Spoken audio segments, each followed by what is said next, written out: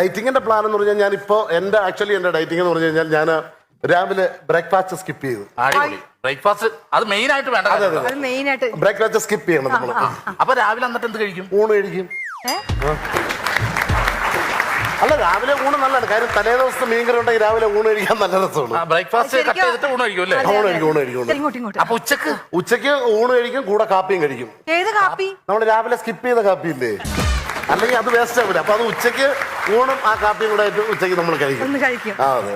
പക്ഷെ വൈകുന്നേരം ഒറ്റ നേരം, അതായത് 6 മണിയാകുമ്പോൾ നമ്മൾ ഒരു നേരം ഗോതമ്പാക്കണം. നല്ലതാണ്. രാവിലെ ഊണ്, ഉച്ചക്ക് ഊണും കാപ്പിയും, അപ്പൊ പിന്നെ വൈകിട്ട് ഗോതമ്പ് എന്ന് പറഞ്ഞാൽ 2 ചപ്പാത്തിയെ കഴിക്കാം. വൈകിട്ട് 2 ചപ്പാത്തി. കാര്യം 2 ചപ്പാത്തിയെ നമ്മൾ കഴിക്കാം. കാര്യം 7:30 നമുക്ക് വീണ്ടും ഉണ്ണാനുള്ളതല്ലേ. കാര്യം അപ്പൊ കൂടുതൽ ചപ്പാത്തി വൈകുന്നേരം രാത്രി 7:30 ഉണ്ണാൻ പറ്റില്ല. രാത്രി 7:30 വീണ്ടും ചപ്പാത്തി വീണ്ടും ഉണ്ണി